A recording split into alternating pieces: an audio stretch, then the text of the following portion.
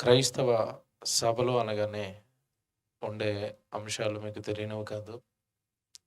దానికి భిన్నంగా ఈరోజు మనం ఆలోచించబోయే సంగతి, మనిషికి మరణమే ముగింపా అన్న అంశాన్ని ఈరోజు మేము వేయటం జరిగింది. దీనికి కారణం, ఒక గంట సేపు మీరు ఓపిక పడితే ఎందుకు ఈ టైటిల్‌ను వేశామో, ఎందుకు ఈ అంశాన్ని మాట్లాడవలసి వస్తుందో మీరు అర్థం చేసుకుంటారు. అంతేకాదు, ప్రస్తుత సమాజానికి ఈ మాటలు ఎంత అవసరమో, ఎంత ప్రాముఖ్యమో మీరిట్టే పసిగడతారు. కాస్త బైబిల్ మీద మీకు ఇష్టమును, పరిజ్ఞానము గనుక ఉంటే, ఈరోజు ఈ ప్రాంగణంలో వినబడబోయే ప్రతి మాట కూడా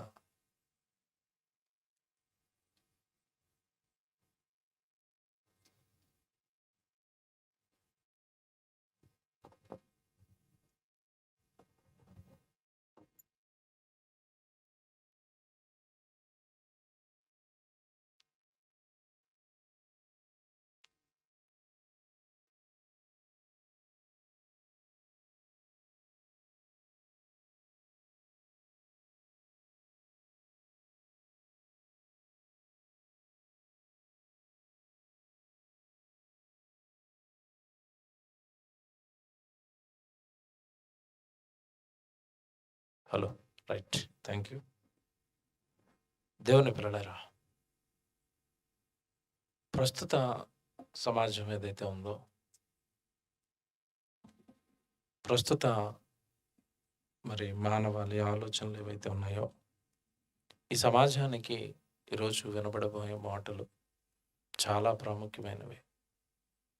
మనిషికి మరణమే ముగింప అని ఎందుకు పెట్టాము అంటే, మానవ అజ్ఞానపు కోటలను చేల్చవలసినది క్రైస్తవుడు. క్రీస్తును ధరించినవాడు, బైబిల్ పట్టుకున్నవాడు మానవ అజ్ఞానాన్ని పారత్రోలాలి అన్నది ప్రారంభం నుండి కూడా మన పరలోకపు కన్న తండ్రి ఆశ. బైబిల్ పట్టుకున్న ప్రతి ఒక్కరి నుండి దేవుడు కోరుకున్నది ఏంటంటే, ఈ విశ్వాన్ని కలిగించిన పరలోకపు తండ్రి మనసు 66 పుస్తకాలుగా మన చేతుల్లో పెట్టి, నశించిపోతున్న ఈ సమాజానికి జ్ఞానం నేర్పాలి, నశించిపోతున్న ఈ సమాజానికి మార్గం చూపించాలి, నశించిపోతున్న ఈ సమాజానికి తెలివి, బుద్ధి, వివేకము కలిగించే వాక్యాన్ని తన పిల్లలైన మనము ఈ సమాజంలోనికి పట్టుకుని వెళ్ళాలి అన్నది దేవుని ఆలోచన. దేవుని పిల్లలారా, మానవ అజ్ఞానం అని ఎందుకు ఆ పదాన్ని నేను వాడాను అంటే, ఈరోజు మేధావులు మొదలుకొని వారి శాస్త్రవేత్తలు కానివ్వండి, చదువు లేని పామరులు కానివ్వండి, పండితులు కానివ్వండి, అందరికీ వచ్చేది ఖచ్చితంగా మరణం అండి. మరణం నుండి తప్పించుకునే నరుడు లేడు. ఇది కూడా బైబిల్లో రాశాడు దేవుడు. కానీ మరణం గురించి నేర్చుకోవడానికి కానీ, మరణం తర్వాత ఏం జరుగుతుందన్నది కానీ ఏ ఒక్కరికి కూడా క్లారిటీ లేదండి. ఇటు మేధావులుగా పిలువబడుతున్న వారికి కానీ, గొప్పవారుగా పిలువబడుతున్న వారికి కానీ, శాస్త్రవేత్తలుగా పిలువబడుతున్న వారికి కానీ ఏ ఒక్కరికి కూడా ఈ మరణం పైన ఖచ్చితమైన వివరణ కానీ, ఖచ్చితమైన ఆలోచనలు కానీ లేకపోవటం ఈరోజు విడ్డూరం. కానీ అలాంటి మేధావి వర్గానికి సైతం అంతు చెక్కనివి, అందనివి, ఏం జరుగుతుందో తెలియనివి దేవుడు మనల్ని ప్రేమించి మన చేతుల్లో పెట్టి ఆ మాటలు ఈ సమాజానికి పంచాలి, ఈ జ్ఞానాన్ని సమాజానికి పంచాలి అని దేవుడు ఎంతగానో మనం ఎడల ఆశపడ్డాడు. కొరింథీయులకు రాసిన మొదటి పత్రిక, మీ బైబిల్ ఎంత గొప్పదో, మీరెంత గొప్పవారో ఒక మాట చూపిస్తాను. కొరింథీయులకు రాసిన మొదటి పత్రిక, అందరూ బైబిల్ చూడాలి. మా ప్రసంగం వింటున్నప్పుడు దయచేసి రాసుకోవాలి, వినాలి, చూడాలి.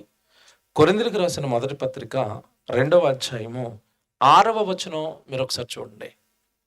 కొరింథీయులకు రాసిన మొదటి పత్రిక 2వ అధ్యాయము 6వ వచనం చూడండి. పరిపూర్ణులైన వారి మధ్య జ్ఞానమును బోధించుచున్నాము. చూడండి, పౌలు గారు తొలి శతాబ్దంలో ఏమంటున్నాడు చూడండి.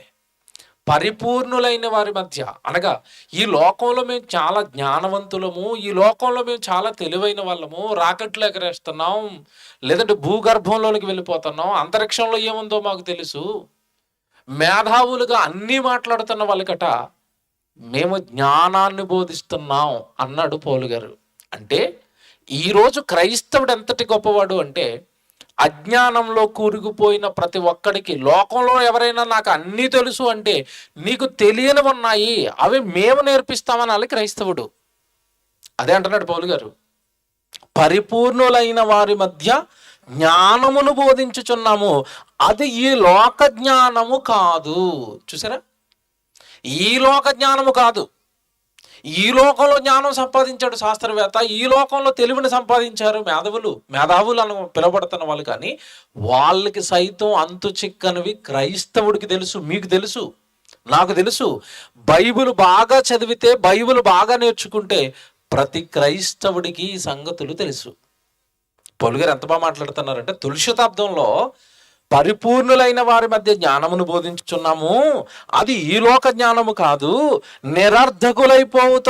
పోచున్న ఈ లోక అధికారుల జ్ఞానము కాదు, కానీ దేవుని జ్ఞానమును మర్మమైనట్టుగా బోధించుచున్నాము. ఈ జ్ఞానము మరుగయుండెను, జగదుత్పత్తికి ముందుగానే దేవుడు మన మహిమ నిమిత్తము, చూసారా, దీనిని దేవుడు మన మహిమ నిమిత్తము నియమించాడట. అంటే మనం జ్ఞానం గురించి మాట్లాడుతుంటే, ఈ లోకానికి తెలియని సంగతులు మనం మాట్లాడుతుంటే, మనము కూడా మహిమపరచబడాలంట దేవుడు పక్షాన. భలే మాట్లాడుతున్నారండి. ఈ విషయాలన్నీ వీళ్ళకెలా తెలుసండి? మేధావులుగా అంతు చిక్కని సంగతులు కూడా ఏమీ చదువుకొని ఇంతటి చిన్నవాళ్ళు మాట్లాడేస్తున్నారేంటి అని, మనము దేవుడి జ్ఞానాన్ని బట్టి ఈ లోకానికి ఒక మహిమగా, ఒక వెలుగుగా కనపడాలట. అంటే క్రైస్తవుడు అంత గొప్పవాడా? క్రైస్తవుని చేతుల్లో ఉన్న బైబిల్ అంత గొప్పదా? ఎస్, 100కి 100% మీరు పట్టుకున్న బైబిల్ చాలా గొప్పది. ఎంత గొప్పదో ఈ రాత్రి మీరు వింటారు. ఎంత అంతు చిక్కని మానవ అజ్ఞానానికి, లేదా మానవుడు తలకిందులుగా తపస్సు చేసిన అంతు చిక్కని సంగతులను ఎంత ఈజీగా, ఎంత అర్థమయ్యేటట్టుగా బైబిల్ చెప్పిందో, దేవుడు రాయించాడో, ఈరోజు రాత్రి విని మీరు ఆశ్చర్యపోతారు. దేవుని పిల్లలారా, ఏ మేధావినైనా అడగండి మరణం గురించి, ఏ జ్ఞానినైనా అడగండి మరణం గురించి. ఏంటయ్యా మరణం అంటే ఒకటే చెప్తారండి ఎవరైనా. జాగ్రత్తగా వినండి, ఇది నిజమో కాదో చెప్పండి. ఏంటయ్యా ఈ జీవితం ఏంటి, మరణం ఏంటంటే ఒక మాట అంటారు, చావు పేరుతో ఈ లోకానికి వచ్చాం, మరణం పేరుతో ఈ లోకాన్ని విడిచిపెట్టి వెళ్ళిపోతున్నాం. ఈ పుట్టుక, ఈ చావు రెండింటి మధ్య ఉండేదేనండి జీవితం. మరణం తర్వాత ఏంటంటే ఇంకేమీ లేదండి, మట్టిలో కలిసిపోయింది అన్నారు. ఏమి ఆదామైనా ఇదే అన్నాడు. అందుకే నువ్వేం చేస్తావంటే, నువ్వు ఏది చేయాలనుకున్నా చావుకు ముందు చేసేయి, చావుకు ముందు సాధించేయి, చావుకు ముందు తినేసాయి, చావుకు ముందు నువ్వు ఇష్టం, నువ్వు ఏది చేస్తావో చెయ్యి. ఎందుకంటే చావు తర్వాత ఏమీ లేదుగా. ఇలా అజ్ఞానంలో ఉండిపోయిన ఈ మానవ సమాజాన్ని దేవుడు బైబిలుతో తడుతున్నాడు ఒక మాటతో. ఒక మాట చూస్తారా, ప్రసంగి గ్రంథం 6వ అధ్యాయము 12వ వచనం. ఇలాగెవరైతే మరణంతో మనిషి జీవితం అయిపోయింది, ముగింపులోకి వెళ్ళిపోయాడు, ఇక మరణం తర్వాత ఇంకేమీ లేదు అనుకున్న వాళ్ళందరి గురించి దేవుడి ప్రశ్నేస్తున్నాడు. మీకు ఏమైనా తెలిస్తే నాతో చెప్పండి, తెలియకపోతే నా దగ్గర నేర్చుకోండి అంటున్నాడు. ప్రసంగి గ్రంథం 6వ అధ్యాయము 12వ వచనం, జాగ్రత్తగా చూడండి. ప్రసంగి గ్రంథం 6వ అధ్యాయము 12వ వచనం చదవండి. నీడవలే తమ దినములన్నీ వ్యర్థముగా గడుపుకొను మనుష్యుల బ్రతుకునందు ఏది వారికి క్షేమకరమైనదో ఎవరు తెలియచేస్తారు. భూమి మీద ఉన్న ఆయుష్కాలాన్ని అంతా కూడా మనిషి ఎలా గడుపుతున్నాడట? వ్యర్థముగా, పనికిరాని దానిగా, నయా పైసా ఉపయోగం లేనిదిగా మనిషికి ఇవ్వబడిన ఆయుష్కాలాన్ని, మనిషికి ఇవ్వబడిన దేహాన్ని, మనిషికి ఇవ్వబడిన జీవితాన్ని, మనిషికి ఇవ్వబడిన జన్మను నీడవలే వ్యర్థముగా తమ దినాలన్నీ గడుపుతున్న ఈ మనుషులకు వారికి క్షేమకరమైంది ఏదో ఎవరు తెలియచేస్తారు అంటే, ఈ జీవితమే జీవితం అనుకుని ఈ 60-70 సంవత్సరాలే జీవితం అనుకు మోసపోతున్న వాళ్ళందరికీ ఏదో ప్రమాదం ఉందట, వాళ్ళకి క్షేమం వాళ్ళ చేతుల్లో లేదట, ఆ క్షేమాన్ని ఎవరు తెలియజేస్తారని చెప్పి వెంటనే అక్కడ చూడండి, మీ బైబిల్ చూడండి జాగ్రత్తగా, అక్కడ వెంటనే ఏమంటున్నాడు, వారు పోతారట ఎక్కడికో. జాగ్రత్తగా వినాలి. నీడవలే భూమి మీద దినాలన్నీ గడిపేసిన తర్వాత వారు పోతారట. వారు పోయిన తర్వాత ఏమి సంభవించునో వాళ్ళతో ఎవరు చెబుతారు? దేవుడు ఏమి వేసాడండి ప్రశ్న. వారు పోతున్నారట అంటే 60-70 సంవత్సరాల తర్వాత ఈ జీవితాన్ని ముగించుకున్న మనిషి ఎక్కడికో వెళుతున్నాడట, ముగింపు కాదట. వారు పోయిన తర్వాత ఏదో జరుగుతుందట. అవన్నీ మనిషికి ఎవరు చెప్తారు? డాక్టర్ చెప్తాడా? యాక్టర్ చెప్తాడా? లాయర్ చెప్తాడా? శాస్త్రవేత్త చెబుతాడా? లోకంలో ఎవడైనా నేను జ్ఞాని అని వాడికి ఫీల్ అవుతుంటే ఆ జ్ఞానిని కూర్చోబెట్టి అడగండి, నాయన చావు తర్వాత ఏం జరుగుతుంది? తెలుసండి ఎవరికైనా? తెలుసా? తెలీదండి. ఎందుకు తెలియదు చెప్పండి? ఎందుకు తెలీదు? వాడు చచ్చిపోతాడు కనుక వాడికి ఏం తెలుస్తుందండి? ఈ జననం, ఈ మరణం, ఈ జననానికి ముందు జీవితం, ఈ మరణం తర్వాత జీవితం, ఇవన్నీ నిర్ణయించింది ఒకే ఒక్కడు, పరలోకంలో ఉన్న మన కన్న తండ్రి దేవుడు. ఆయన చెప్పాలి మరణం తర్వాత ఏం జరుగుతుందో. మరణం అంతం కాదని, మరణం ముగింపు కాదని, మరణం దేనికో తీసుకువెళ్తుందని, ఎక్కడికో వెళ్ళిపోతున్నారని, అక్కడ ఏదో జరుగుతుందని, ఈ విషయాలన్నీ దేవుడే చెప్పాలట. ఎంత బాగుందండి, ఎంత బాగుంది. వారు పోయిన తర్వాత ఏమి జరుగునో వారితో ఎవరు చెబుతారు? వారు పోతున్నారట, తర్వాత ఏదో జరుగుతుందట, మరణం అంతం కాదట, ఈ భూమి మీద 60-70 సంవత్సరాల జీవితమే జీవితం కాదట, తర్వాత ఏదో ఉందట, మరణము ముగింపు కాదట. మీకు మాట్లాడుతానండి, మనిషి ఈరోజు ఆలోచన విధానం ఎలా ఉందంటే, మనిషి ఎలా ఆలోచిస్తున్నాడంటే, పండు ముసలావిడ ఇక 4 రోజుల్లో 5 రోజుల్లో చనిపోతుంది అనుకున్నప్పుడు ఆవిడ గురించి మీరు ఒక ప్రశ్న ఏంటి, అమ్మా నువ్వు చాలా సంవత్సరాలు బ్రతికేవు కదా, ఇప్పుడు నువ్వేం ఆలోచిస్తున్నావు అంటే ఏమంట చెప్పండి? ఆవిడ ఏమంట చెప్పండి? సహజంగా ముసలావిడ చనిపోయే ముందు ఏంటమ్మా నీ ఆలోచనలు ఏంటి, నీ కోరికలు ఏంటి ఇప్పుడు అంటే ఏమంటది? నేను వెళ్ళిపోవడానికి రెడీ అయ్యానంటదా? లేదనైనా ఏదన్నా మంచి డాక్టర్ ఉంటే చూడు నాయనా, ఇంకా నాకేమవ్వాలనుంది? బ్రతకాలనుంది, బ్రతకాలనుంది, ఈ లోకంలో బ్రతకాలనుంది, ఈ లోకంలో బ్రతకాలనుంది. జాగ్రత్తగా వినండి, ఎవరికి కూడానండి చావు అంటే ఇష్టం లేదు. అలాగని ఆ చావు రాకుండా ఉంటుందా అంటే రాకుండా ఉంటుందండి. చావు నా దగ్గరికి రాదు, నాకు చాలా కవచం ఉందని ఉన్న వాళ్ళు ఎవరైనా ఉన్నారా? చావు రాకుండా ఉంటుందా? రాదండి. చావు గురించి అంటే పెద్దగా ఎక్స్ప్లెయిన్ చేయవలసిన అవసరం లేదు, ఎందుకంటే మీ కళ్ళ ముందు ఎన్నో జంతువులు చచ్చిపోతున్నాయి. తెలుసు మీకు మరణం. కరోనా కాలంలో కొన్ని లక్షల మంది చచ్చిపోయారు. తెలుసు మీకు చావు వస్తుందని, చనిపోతారు అని, వెళ్ళిపోతున్నారు అని, నాకు ఏదో ఒక రోజు వస్తుందని. ఏమిటి భూమి మీద ఉన్న ప్రతి మనిషికి చావు వస్తుందన్న సంగతి తెలుసు. కానీ చావు తర్వాత ఏం జరుగుతుందో తెలుసుకోవడానికి మాత్రం ఇష్టపడటం లేదండి. బైబిల్ ఏంటనుకున్నారు? జనన మరణాల రహస్యాలను విప్పే పుస్తకం. జననం, మరణం తర్వాత సంగతులు, జననానికి ముందు సంగతులు, నీ పుట్టుకకు సంబంధించిన పూర్తి సంగతులు చెప్పే పుస్తకం అంటే బైబిల్. దేవుని పిల్లలారా, ఈరోజు మనుషులు ఎలా ఆలోచిస్తున్నారో, ఎలా మోసపోతున్నారో పౌలు గారు అన్న ఒక మాట మీకు ఇప్పుడు సందర్భంలో చూపించాలి. కొరింథీయులకు రాసిన మొదటి పత్రిక. మనుషులు ఎలా ఆలోచిస్తున్నారో, ఆ ఆలోచనతో మనుషులు ఏమైపోతున్నారో పౌలు గారు ఒక మాట చెప్తాడండి. కొరింథీయులకు రాసిన మొదటి పత్రిక 15వ అధ్యాయము 33వ వచనం చూద్దాం. కొరింథీయులకు రాసిన మొదటి పత్రిక 15వ అధ్యాయము 33వ వచనం చూడండి. మోసపోకుడి అన్నాడు చూడండి. మోసపోకుడి, దుష్ట సాంగత్యము మంచి నడవడిని చెరుపును అన్నాడు చూడండి. మోసపోకండి. మనుషులు ఏదో మోసపోతున్నారట. ఏ విషయంలో మోసపోతున్నారు? దేనిని ఆలోచించక మోసపోతున్నారు? ఏ విషయం అర్థం కాక మోసపోతున్నారు అంటే పైన చెప్తాడు 32వ వచనంలో మనుష్య రీతిగా నేను ఎఫెసులో మృగములతో పోరాడిన ఎడలా నాకు లాభమేమి, మృతులు లేపబడని ఎడలా అన్నాడు. చూడండి, మృతులు లేపబడని ఎడల.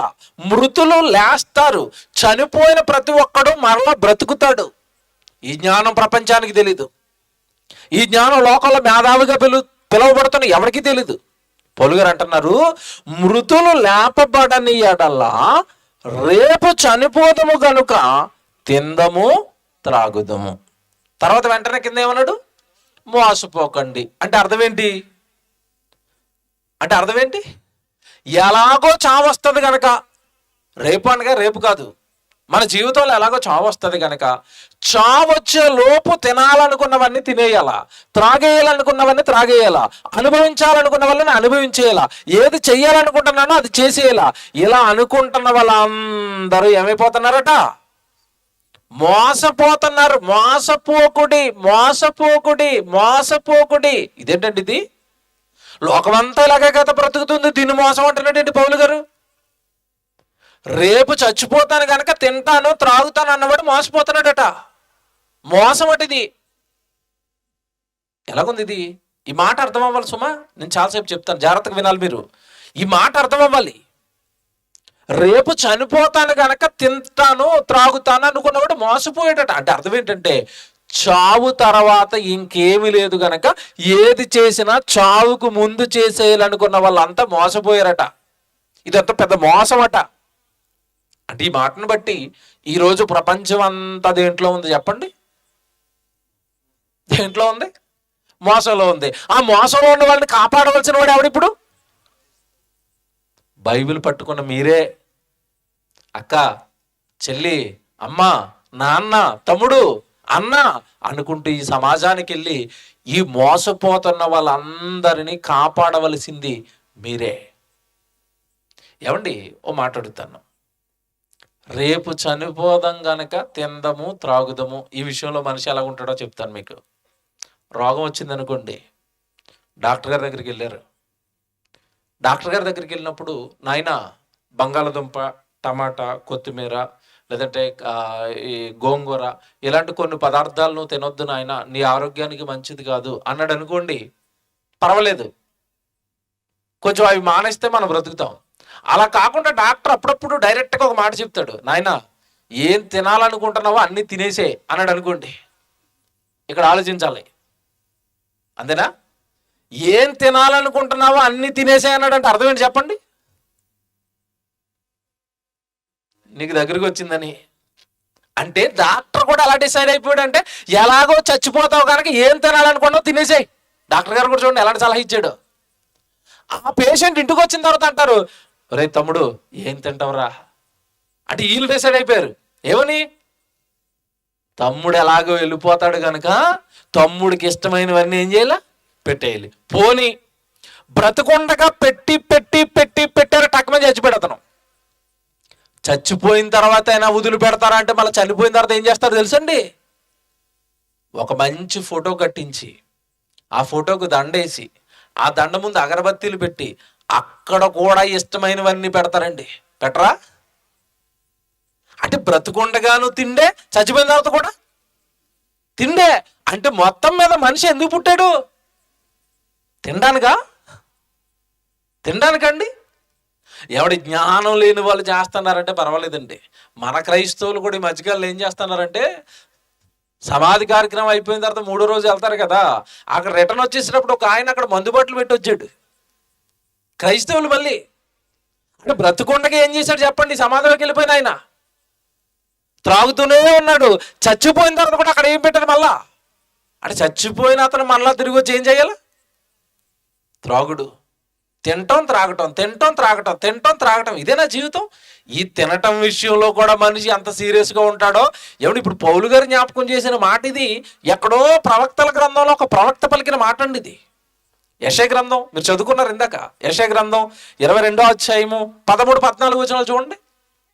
యెషయా గ్రంథం 22వ అధ్యాయము 13-14 వచనాలు చూడండి. రేపు చచ్చిపోతాం కనుక తిందుము త్రాగుదుమని చెప్పి ఎడ్లను వధించుచు, గొర్రెలను కోయుచు, మాంసము తినుచు, ద్రాక్షారసము తాగుచు మీరు సంతోషిస్తున్నారట, ఉత్సహిస్తున్నారట. రేపు ఎలాగో చచ్చిపోతాను గనక చనిపోయే ముందు తినవలసిన వేటట తోటకూర, బెండకాయలను ఉన్నాయి అక్కడ. ఏమండి, మొత్తం తినేవన్నీ అక్కడ ఏమన్నా చెప్పండి. ఎడ్లను వధించుచు అంటే మొక్క లేనిదే ముద్ద. బా, అంత బాగా అలవాటు పడిపోయాడు మొక్కకి. గొర్రెలట, ఎడ్లట, మేకలట శుభ్రంగా వధించుకుంటాడట, తింటాడట. తింటూ ఏమవుతున్నాడట? సంతోషిస్తాను, ఉత్సహిస్తాను. ఎందుకంటే చచ్చిపోయిన తర్వాత ఏమీ లేదు కనుక. చనిపోవడానికి ముందు నేను అన్ని తినేయాలా, చనిపోవడానికి ముందు నేను అన్ని త్రాగేయాలా. ఇదేనండి మానవ నైజం, మానవ ఆలోచన ఇదే కదా. చెప్తాను, దేవుడు ఎంతటి జ్ఞానంలోనికి మనుషులను తీసుకువెళ్ళాడో, ఎంత ఎత్తులో మానవ అజ్ఞానాన్ని కూలగొట్టాడో దేవుడు చూపిస్తాను ఈరోజు. బైబిల్లో మీరు విందరు కానీ, విని ఆశ్చర్యపోదురు కానీ. మానవుడు ఈ లోకానికి వచ్చిందండి, పరలోకంలో ఉన్న కన్న తండ్రి ఇచ్చిన జన్మను పొందుకుని ఈ లోకానికి వచ్చాడు. ఈ లోకంలో మనిషి ఉండేది 60-70 సంవత్సరాలు. ఈ 60-70 సంవత్సరాలు జీవితమే జీవితం అనుకుంటే మోసం. మరణంతో అయిపోయింది అనుకోవటం మోసం. మరణం తర్వాత ఏమీ లేదు అని అనుకోవటం మోసం. తినడానికో త్రాగడానికో కాదు నువ్వు పుట్టింది. నిన్ను పుట్టించిన దేవుడు ఒక ఆయన ఉన్నాడు. నువ్వు తినడానికి ఇవన్నీ ఇచ్చాడు, తిను, నో ప్రాబ్లం. కానీ తిని త్రాగుతున్న నువ్వు పుట్టించిన దేవుడు కోసం ఏం చేశావు? ఆ దేవుడు ఈ జీవితం పట్ల నీ కొరకు రాయించిన వాక్యాలలో ఉన్న భావాన్ని ఎంతవరకు నువ్వు అర్థం చేసుకున్నావో, మరణం తర్వాత నా జీవితం ఏంటని ఆ జీవితం ఇచ్చిన దేవుని ఎప్పుడైనా అడిగావా? మనుషులు ఎవరండి అడుగుతారు ఇలాగా? ఇకపోతే తిన్నాడు, చనిపోయాడు. చనిపోయిన తర్వాత ఏమి ఆలోచిస్తారు చెప్పండి? చనిపోయాడు కనుక శుభ్రంగా స్నానం చేయిస్తారు. స్నానం చేయించిన తర్వాత మంచి పెట్టెలో పెట్టి, మంచి బట్టలు వేసి, సెంట్లు కొట్టి, బ్రతుకుండగానేమో పౌడర్ ఇలాగ చేతులు వేసి ఇలా రెండు చేతుల్లో రాసుకుని ఇలా రాసుకుంటారు పౌడరు. చనిపోయిన ఆయనకి ఎలాగేస్తారు చెప్పండి పౌడర్? మొత్తం మూత తిప్పేసి, ఇంక పోరా, ఇంక చివరి కదా ఇక నీకు, అంతేనా? శుభ్రంగా పేడ వదిలిపోయింది అన్నట్టుగా వేస్తారు పౌడరు. సెంట్లు కొట్టేసి, కొత్త బట్టలు వేసి, పెట్టెలో పెట్టేసి, అలా లేపుకొని చివరిసారి ఒకసారి ఏడ్చి పట్టుకెళ్ళి పెట్టేశారు. పెట్టేసిన తర్వాత ఏం చేశారంటే కుటుంబీకులందరూ కొంచెం కొంచెం మట్టేస్తారు ఇలాగ ముందు. ఆ తర్వాత ఆ గొయ్యి తీసిన ఆయన వచ్చాడు, ఆయన మొత్తం మట్టి వేసాడు, మట్టిలోకి వెళ్ళిపోయాడు. ఇంక మనిషి ఏమైపోయాడు? అయిపోయాడు. అమ్మయ్య, రిలాక్స్గా 2 రోజుల నుంచి వెయిటింగ్ ఈయన వేయడానికి. అక్కడ చుట్టాలు రాక లేట్ అయిపోయింది, సరిగా తినలేదు, టెంట్లో కూర్చుని ఏడుపులు, పెడబొబ్బులు, సీరియల్ లేదు, సినిమా లేదు 2 రోజుల నుంచి. అంతే కదండి. వెళ్ళిపోయినాడు, వెళ్ళిపోయి వాడు బాధలు పడుతున్నాడు. భూమి మీద ఉన్న వాళ్ళు బాధలు చెప్తున్నాను నేను. 2 రోజులు చుట్టాలు రావడానికి లేట్ అయిపోయి మేము చాలా స్ట్రగుల్ అయిపోయాం. అమ్మయ్య, వెళ్ళిపోయాడు. ఇక ఎక్కడికి? మట్టిలోకి వెళ్ళిపోయాడు. ఇంకా అయిపోయింది. అతను మర్చిపోతారండి. ఇక మర్చిపోతారా? మర్చిపోతారు. కాస్త ప్రేమ ఉన్న వాళ్ళు 3వ రోజు జ్ఞాపకం చేసుకున్నారు, 9వ రోజు జ్ఞాపకం చేసుకున్నారు, అయిపోయింది. ఇక మళ్ళా జ్ఞాపకం వస్తాడు. ఎప్పుడు? సంవత్సరానికి ఒకసారి. జ్ఞాపకం వచ్చిన తొలి సంవత్సరం ఎలా జరుగుతుందంటే చాలా గ్రాండ్గా మళ్ళా ఫోటో పెడతారు, మళ్ళీ మంచి పువ్వులు వేస్తారు, మళ్ళీ ఏదో కాస్త భోజనాలు పెట్టుకుంటారు. మొదటి సంవత్సరం కాస్త గ్రాండ్గా జరిగింది. 2వ సంవత్సరం వచ్చింది. మొదటి సంవత్సరం వేసినట్టుగా పచ్చి పువ్వులు ఏరిక 2వ సంవత్సరం వచ్చేసరికి ఫోటోకి ఏ పువ్వులు వేస్తారు? ప్లాస్టిక్ పువ్వులు వేస్తారు. 3వ సంవత్సరం వచ్చేసరికి ఇక అదే దాంట్లో ఉతికి తగిలిస్తూ ఉంటాడు. అంతేగా, అంతేనా? అంతే కదండి మనుషులు. ఇంకా చచ్చిపోయాడంటే అయిపోయింది. ఇక చనిపోయాడంటే అయిపోయింది, వెళ్ళిపోయాడు. ఇక వెళ్ళిపోయినోడు గురించి ఏముందండి? మర్చిపోతుంది సమాజం. నిన్ను మర్చిపోతుంది, నన్ను మర్చిపోతుంది. ఈరోజు మీరు జాగ్రత్తగా వినాలి. ఒక ఆయన మర్చిపోడు. ఈ జీవితాన్ని ఇచ్చిన దేవుడు మర్చిపోడు. ఈ జీవితాన్ని ఇచ్చిన దేవుడు ఈ భూమి మీద నువ్వు మనుషులు నిన్ను మర్చిపోవచ్చు కాక, మనుషులు నిన్ను విడిచిపెట్టవచ్చు కాక, జీవితాన్ని ఇచ్చిన దేవుడు నీ గురించి కలలు కన్నాడు. మరణం తర్వాత నీ కోసం ఎదురు చూస్తున్నాడు. మరణం తర్వాత నీ కొరకు స్థలాలు సిద్ధపరుస్తున్నాడు. మరణం తర్వాత నీకు ఒక లోకాన్ని కట్టాడు, నువ్వు రావాలని కోరుకుంటున్నాడు. మరణం తర్వాత రాబోయే జీవితం గురించి పరలోకంలో ఉన్న కన్న తండ్రికి ఎదురు చూస్తున్నాడు. మర్చిపోకండి. చెప్తాను, జాగ్రత్తగా వినండి. ఏమండి, చావు అనగానే మొదటి ప్రసంగంలో విన్నారు కదా, శరీరము ఆత్మ 2 విడిపోవటమే చావు. మరి శరీరాన్ని పట్టుకెళ్ళి మట్టిలో పెట్టేశారు. మరి ఆత్మ ఎక్కడికి వెళ్ళింది? ఆత్మ ఎక్కడికి వెళ్ళింది? ఆత్మను ఎక్కడ పాతి పెట్టారు? ఆత్మ ఏమైపోయింది అసలు? శరీరాలను అయితే మట్టిలో పెట్టారండి. మనిషి అనగానే మీరు మొదటి ప్రసంగంలో విన్నారు కదా, నీవు అనగానే నేను అనగానే ఎవరు? శరీరము, ఆత్మ. ఈ రెండు కలిస్తే మనిషి. ఒక ఉదాహరణ చెప్తాను మీకు, ఇది ఎలాగ కరెక్టో మీకు అర్థం అవడానికి ఒక ఉదాహరణ చెప్తాను. ఇప్పుడు నా సౌండ్ మీకు వినపడుతుంది కదా, నేను మాట్లాడుతున్నాను ఇక్కడకు, నేను నా నోట్లోంచి మాట వస్తుంటే ఆ మాట ఈ మైక్లోకి వెళ్ళి ఈ మైక్ ఈ బాక్స్ అన్నట్లోకి పట్టుకుని మీ వరకు చివరి వరకు తీసుకొచ్చింది. అంటే మాట్లాడుతున్నాయి, బాక్సులు మాట్లాడుతున్నాయి. ఏం ఉండబట్టి మాట్లాడుతున్నాయి చెప్పండి? అవి ఏముంది? ఇప్పుడు కరెంట్ ఉంది కనుక, ఇప్పుడు కరెంట్ పోగానే నేను మాట్లాడతాను ఇక్కడ, అవి మాట్లాడతాయా? మాట్లాడవు. ఎందుకు? లేదా, ఏమి లేదు అందులో, కరెంట్ లేదు. ఇగో లైట్లు వెలుగుతున్నాయి, కరెంట్ పోయింది అనుకోండి, వెలుగుతాయా? వెలగవు. మనిషి అనగానే ఏంటనుకుంటున్నారు? మనల్ని నడిపించేది, మనల్ని వెలిగించేది, మనతో మాట్లాడించేది. ఇదిగో నేను చేతులలో ఊపుతున్నాను, నుంచున్నాను, కూర్చుంటున్నాను, లేస్తున్నానంటే నన్ను నడిపించేది ఏంటనుకుంటున్నారు? లోపల ఆత్మ. దానివల్ల నేను బ్రతుకుతున్నాను. మరణం అంటే ఈ రెండు విడిపోవటం. ఈ రెండు విడిపోయిన తర్వాత ఆత్మ బయటకు వచ్చేసింది. నువ్వు శరీరాన్ని పట్టుకెళ్ళి మట్టిలో పాతేసి మనిషి అయిపోయాడు అంటున్నావు. నో, నీకేం తెలీదు. లోపల అసలు అతను బయటకు వచ్చాడు. ఇంతకాలం ఆ శరీరం బ్రతకడానికి, పనులు చేసుకోవడానికి, పిల్లల్ని కనడానికి, ఈ భూమి మీద బ్రతకడానికి ఆ శరీరం నిలబడింది అంటే దానిని నిలబెట్టింది ఆత్మ. ఇది నేను చెప్పలేదు, యేసుప్రభు చెప్పాడు బైబిల్లో. ఒకసారి బైబిల్లో మీరు చూడండి, యోహాను సువార్త 6వ అధ్యాయము 63వ వచనం చూడండి. బైబిల్లో యోహాను సువార్త 6వ అధ్యాయము 63వ వచనం. ఆత్మయే జీవింపజేయుచున్నది. యోహాను సువార్త 6వ అధ్యాయము 63వ వచనం. ఆత్మయే జీవింపజేయుచున్నది, శరీరము కేవలం నిష్ప్రయోజనమైనదిగా మారిపోద్ది. ఎప్పుడు? ఆత్మ వెళ్ళిపోతే. ఆత్మయే జీవింపజేయుచున్నది. చూసారా మాట ఎలాగుందో? ఆత్మయే జీవింపజేయుచున్నది. ఈరోజు నువ్వు బ్రతుకుతున్నావంటే కారణం ఆహారం అనుకున్నావు ఇంతకాలం నువ్వు కదా.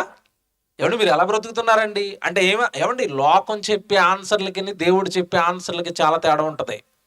మీరు ఎలా బ్రతుకుతున్నారంటే మీరు ఏం చెప్తారు చెప్పండి? నీళ్ళు తాగుతున్నాం కాబట్టి బ్రతుకుతున్నామండి. 3 పూట్ల, పొద్దునేమో టిఫిను, మధ్యాహ్నం ఏమో లంచ్, రాత్రి ఏమో డిన్నరు, 3 పూట్ల లోపలేస్తున్నాం కనుక, అన్నం తింటున్నాం కనుక బ్రతుకుతున్నామండి అంటారు కదా. ఇప్పుడు నేనంటాను యేసుప్రభు తరపున వచ్చి, మీరు అన్నం తిని నీళ్ళు తాగుతుంటేనే బ్రతికేస్తున్నారు అనుకుంటే, చచ్చిపోయిన శవం దగ్గరికి నేను చికెన్ బిర్యానీ పట్టుకుని వస్తాను, లేస్తాడా? మరి ఆహారంతోనే మనిషి బ్రతుకుతున్నప్పుడు శవం దగ్గరికి నేను చికెన్ బిర్యానీ పట్టుకొని వచ్చాను, పెట్టి తిని లేపండి, లేస్తాడా? మినరల్ వాటర్ అట్టుకొని వచ్చాను, డ్రింక్ బాటిల్ అట్టుకొని వచ్చాను, తాగమనండి, తాగడు. తాగడు, తినడు, చూడడు, లేవడు, మాట్లాడడు, నిన్ను అసలు గుర్తుపట్టడు. ఎందుకు అలా మారిపోయాడు? ఎందుకు శవమైపోయాడు? అతడిని బ్రతికించేది, అతనిని నడిపించేది ఆత్మ అయితే, ఆత్మ శరీరంలో నుంచి వెళ్ళిపోగానే అది కుప్ప కూలిపోయింది. అలాగా ఈ మధ్యకాలంలో మీరు చూసారు కదండి, చావులు, హార్ట్ అటాక్లు ఎలా వచ్చినాయి? ఒక డాన్స్ చేస్తూ డాన్స్ చేస్తూ డాన్స్ చేస్తూ డాన్స్ చేస్తూ చచ్చిపోయాడు. ఏమండి, ఒక అతనైతే వాళ్ళ అల్లుడికి పాదాలకి పసుపు రాయడానికి వెళ్ళాడు. పసుపు రెడీ అయింది, అందరూ కాళ్ళు కడుగుతున్నారు, పక్కనే ఉన్నాడు, నవ్వుతున్నాడు నవ్వుతున్నాడు నవ్వుతున్నాడు, నాకు కూడా పసుపు ఇవ్వండి అన్నాడు. ఆ పసుపు పట్టుకుని వెళ్ళాడు, అలాగా అల్లుడు కాళ్ళకు రాస్తున్నాడు, అల్లుడు కాళ్ళ మీద అలా పడిపోయాడు. అంతకుముందు మాట్లాడాడు, అంతకుముందు ఎగిరాడు, అంతకుముందు సంతోషపడ్డాడు, ఇప్పుడు లోపల నుంచి ఏం వెళ్ళిపోయింది? ఆత్మయే జీవింప చేయుచున్నది. యేసుప్రభు చూడండి ఎలా మాట్లాడి. ఈ జ్ఞానం ఎవరికి తెలుసండి? మనకే తెలుసండి. మనం అతిశయించాలి క్రైస్తవులుగా. మహాజ్ఞానం మన చేతుల్లో ఉంది. ఆత్మయే జీవింపజేయుచున్నది, శరీరం కేవలం నిష్ప్రయోజనం. పవర్ లేకపోతే లైట్ లాగిపోతాయి, పవర్ లేకపోతే బాక్స్ లాగిపోతాయి. ఆత్మ లేకపోతే మనిషి అలా కుప్ప కూలిపోతాడు. అంటే ఇప్పుడు శరీరాన్ని శ్మశానంలో పాతిపెట్టి నువ్వంటున్నావు మరణం అయిపోయింది, ముగింపు అయిపోయింది అంటున్నావు. లోపల నుంచి నువ్వు బయటకు వచ్చావు కదా, నువ్వు వచ్చావు కదా బయటకి. నువ్వు ఎక్కడికి వెళ్ళావు? నీకు అంతమైపోయిందా? నీకు అంతం వచ్చిందా? ఇక్కడ కాస్త చావు గురించి లోతుగా ఆలోచించిన వాళ్ళు ఏమన్నారంటే, నిజమేనండి, మనిషికి మరి చావు తర్వాత అంతమైపోలేదు, ఉంది జీవితం అని. కొంతమంది ఏం మాట్లాడారంటే, చచ్చిపోయిన తర్వాతట ఆ లోపల నుంచి వచ్చిన ఆత్మట గాల్లో కలిసిందట. గాల్లో ఉందట. ఆ గాల్లో ఉండి అప్పుడప్పుడు కోరికలు తీర్చుకోవడానికి ఇంటి చుట్టూ తిరుగుతుందట. ఇది చెప్పారు, చెప్పలేదా? ఏమంటే ఇది చెప్పటమే కాదు, ఈ అజ్ఞానాన్ని తెరల మీద సినిమాల రూపంలో మనకు చూపించారా? చచ్చిపోయిన తర్వాత మనిషి ఏమవుతున్నాడంటే ఏం చెప్పారు చెప్పండి? దయ్యాల రూపంలో మన ఇంటి చుట్టూనే తిరుగుతున్నాడు అన్నారు. ఇది ఎంత పచ్చి అబద్ధమో తెలుసండి. ఇది పచ్చి అబద్ధం. ఎందుకు అబద్ధం అంటున్నానో తెలుసండి. ఇప్పుడు ఎవరైతే చనిపోయారో ఆ చనిపోయిన వ్యక్తిని మనం ఎక్కడ పాతి పెట్టాం? శ్మశానంలో తన శవాన్ని పాతి పెట్టేసాం. శరీరం మట్టిలోకి వెళ్ళిపోయింది. ఇప్పుడు బయటకు వచ్చింది ఏది? ఆత్మ. ఇప్పుడు అన్నం తినాలని కానీ, ఇల్లు కట్టుకోవాలని కానీ, బిర్యానీ తినాలని కానీ, ఎవరినైనా చూడాలని కానీ, ఈ కోరికలన్నీ ఆత్మకా శరీరానికా? దేనికి కోరికలన్నీ? దేనికి చెప్పండి. ఇప్పుడు బిర్యానీ దేనికి? ఆత్మకా శరీరానికా? శరీరానికి. ఇల్లు కట్టుకోవాలట. కొంతమంది ఏమంటారంటే ఇంకో పక్కన భలే ఉందండి, సగం వేశారు కదండి ఇల్లు, పునాదులు వేశారు, అగో కాస్త పిల్లర్స్ వేశారు, ఇప్పుడు పైన ఏం పడలేదు, స్లాబ్ పడలేదట. స్లాబ్ పడే లోపు చచ్చిపోయాడట. ఆ చచ్చిపోయిన అతనట తిరిగి వచ్చి మళ్ళీ ఆత్మ ఈ పిల్లర్ల చుట్టూ తిరుగుతుందట, స్లాబ్ వేయాలని. ఇప్పుడు స్లాబ్ దేనికి? ఆత్మకా లేదంటే శరీరానికా? శరీరానికి. ఆ శరీరం ఎక్కడుంది? వెళ్ళి శ్మశానంలో పడుకుంది. ఇప్పుడు ఆత్మకి ఎందుకంటే ఇల్లు కోరికలు తీర్చుకోవడానికి, ఇంటి చుట్టూ తిరగడానికి? ఎంత పచ్చి అబద్ధాలు ఆడారు చూసారా? ఎంత దారుణం చూసారా ఇవంతా? ఇంకా ఏం చెప్పారంటే, ఇంకా చెప్తాను, మీరు చూసినవి ఇవన్నీ మీకు తెలియాలి కదా, సమాజానికి మనం చెప్పాలి కదా. సినిమాలు ఏం చూపించారంటే, ఒకప్పుడు ఎప్పుడో వచ్చిందిలేండి యమలేలని, యమదొంగని, ఈ సినిమాలు అన్నీ తీసి ఏం చెప్పారంటే, భూమి మీద అయ్యగారు చచ్చిపోయారట. చచ్చిపోగానే పైన లెక్కలు రాయడానికి ఒక అతను ఉన్నాడట. ఇతను లెక్క తప్పు రాసాడట. అందరే రైట్ రాసి ఈడు ఒక్కడ తప్పు రాసాడట. ఇతను పైకి వెళ్ళిపోయాడట. నీ లెక్క తప్పు రాశాను, నువ్వు అందుకే చచ్చిపోయావు అన్నాడట. ఇప్పుడు వాడి మీద తిరగబడిపోయాడట, లెక్కలు రాసి వాడి మీద తిరగబడిపోయి, ఇప్పుడు నాకు ఇష్టమా జీవితం లేదని కానీ ఆడు భయపడిపోయాట. కింద ఇంకో జీవితాన్ని ఇచ్చాడట, మళ్ళీ భూమి మీదకి వచ్చాడట. ఎలాగోనా ఇవన్నీ? ఏమన్నా అందరు లెక్కలు కరెక్ట్గా రాసి, అతడట హీరో గారి లెక్క ఒక్కటే తప్పు రాసాడట. ఆ లెక్క తప్పు రాయడంతో జీవితం మిగిలిపోవడంతో మళ్ళీ పైకి వెళ్ళి కిందకి వచ్చాడట. ఇది ఎలాగుందంటే అత్తోరింటికి వెళ్ళి వచ్చినట్టు ఉంది, పైకి కిందకి. అంటే ఇలాగ నోటుకొచ్చిందల్లా సినిమాల్లో చూపించడం వల్ల మనిషి ఏమైపోయాడంటే, అవే నిజాలేమో ఇలాగే ఉంటుందేమో చావు తర్వాత అనే అజ్ఞానాన్ని నమ్మటం మొదలుపెట్టాడు. జ్ఞానం లేని మాటలను నమ్మటం మొదలుపెట్టాడు. దేవుని పిల్లలారా, జాగ్రత్తగా మీరు ఆలోచిస్తేనండి, చావు తర్వాత సంగతులు స్పష్టంగా దేవుడు బైబిలులో రాయించి పెట్టాడు. మన భూమి మీద పుట్టిందండి తినడానికో, త్రాగడానికో, ఈ లోకంలో సంపాదించుకోవడానికో, పాపాలు చేయడానికో, నేరాలు చేయడానికో కాదండి. ఈ జీవితాన్ని జాగ్రత్తగా వినండి. ఈ మానవ దేహాన్ని తండ్రి పని కొరకు, ఈ దేహముతో దేవుడిని మహిమపరచటం కోసం మనం పుట్టాం. ఒకవేళ నువ్వు నిజంగా పని చేస్తే మరణం తర్వాత మనుషులందరికీ కూడా మరొక జీవితం ఉంది. ఆ జీవితంలో నువ్వు వెళ్ళే లోకం ఉంది. ఆ లోకం గురించి స్పష్టమైన వివరణ దేవుడు బైబిలులో రాయించి పెట్టాడు. స్పష్టంగా రాశాడు. మానవులకి తెలియదు, వాళ్ళు ఏవేవో మాట్లాడుకుంటారు. దెయ్యాలన్నారు, ఏమండి ఆ దెయ్యాలు కూడా ఆడవాళ్ళే దెయ్యాలన్నారు. మళ్ళీ దెయ్యాన్ని చూపించాలంటే ఎవరిని చూపించారు? ఆడవాళ్ళే దెయ్యాలు అవుతారట. మరి మగవాళ్ళు ఎవరా? ఇక్కడ కూడా ఆడజాతికి అన్యాయం చేశారంటే చచ్చిపోయిన తర్వాత కూడా. ఏమంటే సినిమాలు తీసిన దర్శకులు అందరూ మగవాళ్ళు కనుక, మగవాడు మనోడిని దెయ్యం కింద ఎడితే ఏం బాగుంటుంది, ఆడవాళ్ళు వేసేయండి అంతేనా? పక్షపాతం. ఆడదెయ్యాలే ఉంటాయట. ఆ తర్వాత ఆ దెయ్యానికి మళ్ళీ స్కూల్ యూనిఫామ్ ఒకటి. పిల్లలకి యూనిఫామ్ ఎలాగుంటుందో దెయ్యానికి యూనిఫామ్ ఏంటి? తెల్ల చీరే కట్టుకుంటుందట, జడలు వేసుకోదట, మల్లెపూలే పెట్టుకుంటుందట, అవయవాలన్నీ బాగుంటాయట, కాళ్ళు మాత్రం వెనక్కుంటాయట. మొహం బాగుంటుందట, చేతులు మామూలుగానే ఉంటాయట, కాళ్ళు మాత్రం వెనక్కుంటాయట. అది దెయ్యమట. వాళ్ళు కోరికలు తీర్చుకోవడానికి భూమి మీదకి వచ్చారట. ఈ సినిమాలన్నీ చూసండి, ఈ సినిమాల్లో ఉన్నవన్నీ నమ్మి చీకట్లో ఒంటరిగా వెళ్తున్నాడు అనుకోండి ఒకడు. ఎక్కడైనా తెల్లగా ఒక బట్ట కనపడిందంటే చాలండి, అమ్మో దెయ్యం అంతేనా? వైట్ కలర్ కనపడేది దెయ్యం. ఎందుకంటే దెయ్యం తెల్లగా ఉంటుందని చెప్పేశారు. మళ్ళా ఈ దెయ్యాలు మళ్ళీ డే టైంలో రావట. ఇట్లకి ఒక టైమింగ్. మళ్ళీ ఎప్పుడు వస్తాయి? రాత్రి 12 తర్వాతే వస్తాయట. మరి ఏమో టైం టేబుల్ వేసుకుని తిరుగుతాయా? ఇవన్నీ చెప్పేసరికంటే మనుషులు ఎలా ఆలోచించారంటే, చచ్చిపోయిన వాళ్ళు అందరు దెయ్యాలైపోతున్నారు, చచ్చిపోయిన వాళ్ళు దెయ్యాలైపోతున్నారు, ఆయన మా ఇంటి పక్కన తిరుగుతున్నాడు, ఈవిడ మా ఇంటి వెనకాల తిరుగుతుంది. ఎవరు తిరగట్లేదు. ఆ సినిమాలు చూసి మోసపోయారు. ఆ సినిమాలలో వాళ్ళు డబ్బులు సంపాదించడానికి ఇది ఏదో బాగుంది కదా అని అప్పటి నుంచి అండి, ఎప్పుడో నా చిన్ననాడు అండి విఠలాచారి అని ఒకడు ఉండేవాడండి, వీడు మొదలెట్టాడు ఇవి. ఆ విఠలాచార్య శిష్యులు ఇప్పటికీ ఉన్నారు, రామ్ గోపాల్ వర్మ లాంటి వాళ్ళు, దెయ్యాలు, పూర్వజన్మలు. దేవుని పిల్లలారా, ఇవేవి నిజం కదండి, ఇవన్నీ పచ్చి అబద్ధాలండి.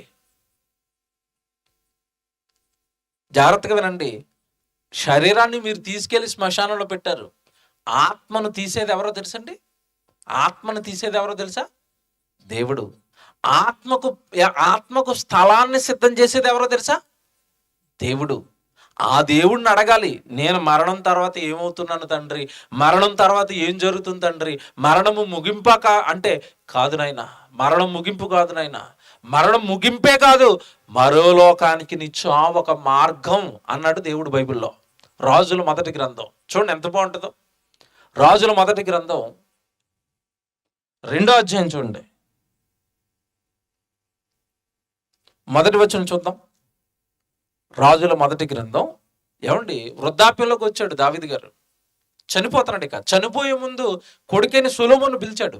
సొలొమోను పిలిచిన, ఆయన సొలొమోను, నేను నా జీవితకాలం అంతా యథార్థంగా దేవుడి కోసం బ్రతికాను, దేవుడి కోసం సేవ చేశాను, నీ జీవితం జాగ్రత్త, నీ బ్రతుకు జాగ్రత్త అని తన కొడుక్కి జాగ్రత్తలు చెబుతూ ఒక మాట మాట్లాడతారు. చూడండి ఇక్కడ రాజుల మొదటి గ్రంథం 2వ అధ్యాయము మొదటి వచనం చూడండి. దావీదునకు మరణకాలము సమీపింపగా అతడు తన కుమారుడైన సొలొమోనుకు ఎలాగో ఆజ్ఞ ఇచ్చెను, లోకులందరూ పోవలసిన మార్గమున నేను పోవుచున్నాను. చూసారా, మరణాన్ని ఏమంటున్నాడు ఆయన? లోకులందరూ పోవలసిన మార్గమున నేనును పోవుచున్నాను. మరణం మరో లోకానికి మార్గం, మరణం మరో జీవితానికి మార్గం. అది ముగింపు కాదు, అది ప్రారంభం. మరణం తర్వాత మరో జీవితం ఆరంభమవుతుంది అందరికీ. అదే అంటున్నాడు దావీదు గారు. జ్ఞాని కదండి, వాక్యం తెలిసిన వాళ్ళు కదండి, భక్తులు కదండి. ఏమండి, ఈ రోజు భూమి మీద ఉన్నట్టుగా అజ్ఞానులు కాదు కదా వాళ్ళు, దేవుణ్ణి నమ్మిన మహాభక్తులు, దైవ జ్ఞానం ఎరిగిన వాళ్ళు. ఆ జ్ఞానం అంటున్నాడు దావీదు గారు, లోకులందరూ పోవలసిన మార్గమున నేను పోవచ్చున్నాను. మార్గం అనగానే ఏమండి, 2 ఊర్లను కలిపేది. ఇప్పుడు మేము మీటింగ్ అండి ఎక్కడ అలవలపాడు నుంచి బయలుదేరాం. అలవలపాడు నుంచి మరలా మేము దర్శి రూట్లోకి వచ్చి, దర్శి నుంచి ఇలాగా గంగదేవపల్లి వచ్చి, గంగదేవపల్లి నుంచి మీ ఊరికి వచ్చాం. అంటే ఆ ఊరిని ఈ ఊరిని కలిపే రోడ్డు ఉంది, మార్గం అంటారు దాన్ని. మరణం ఏంటో తెలుసండి, మరణం ఏంటో తెలుసా? ఇదిగో ఇప్పుడు భూమి మీద ఉన్నావు కదా, ఈ భూమి మీద ఉన్న నిన్ను మరణం తర్వాత, మరణం ఏంటంటే నిన్ను మరో లోకానికి చేర్చే మార్గం అది. ఎంత బాగుంది, ఎంత బాగా చెప్పాడు భక్తుడు. వాళ్ళకి ఎంత బాగా అర్థమైంది మరణం గురించిన జ్ఞానం. లోకులందరూ పోవలసిన మార్గమున నేను పోతున్నాను. మరణం మార్గం తప్ప మరణం అంతం కాదు. ఈ సంగతి తెలియకండి మనుషులు ఏం చేశారంటే, బాగా కష్టాలు వచ్చినాయి అనుకోండి, ఏమైపోవాలనుకుంటారు మనుషులు? పంట పండలేదు అనుకోండి, రైతు ఏం చేస్తున్నాడు? చచ్చిపోతాడట. అంటే ఆయన ఏమనుకున్నాడంటే, చనిపోతే ఈ శ్రమలు పోతాయి, ఈ జీవితం ముగిసిపోయింది అనుకున్నాడు. భర్త బాగా కొడుతున్నాడు, తిడుతున్నాడు, టార్చర్ చేస్తున్నాడు అనుకుంటే ఆడపిల్లలు ఏం చేస్తారు? నా భర్త నుండి నిన్ను తప్పించుకోవాలి అంటే ఉరేసుకుంటాను, నా భర్త టార్చర్ నుంచి నేను తట్టుకోవాలంటే కిరోసిన్ పోసుకుని అంటించేసుకుంటాను. చాలా తప్పు చేస్తున్నారు మీరు. చచ్చిపోతే అయిపోయిందని మీరు అనుకున్నారు, అమాయకులు మీరంతా. ఆ చావు తర్వాత మొదలవుతుంది అసలు కదా. నీ శరీరాన్ని ఇక్కడ పూర్తి చేస్తారు, నువ్వు బయటకు వస్తావు, నువ్వు వస్తావు బయటికి, నీ జీవితం ప్రారంభమవుతుంది తర్వాత. తొలి ప్రసంగంలో విన్న మాట ఒకసారి జ్ఞాపకం చేసుకోనండి. నేను అంటే ఎవరు? శరీరమా, ఆత్మ? నేను అంటే ఎవరండి? ఎవడ హాస్పిటల్కి వెళ్ళారు, డాక్టర్ గారు నా చెయ్యి బాగోలేదండి, డాక్టర్ గారు నా కన్ను బాగోలేదండి, డాక్టర్ గారు నా ఒళ్ళు బాగోలేదండి, డాక్టర్ గారు నా గుండె బాగోలేదండి, నాది నాది నాది నాది నాది. ఇంతకీ నువ్వెవరు? నువ్వెక్కడున్నావు? ఇంతకీ నువ్వు లోపలున్నావు, నువ్వు ధరించుకున్న శరీరం అది.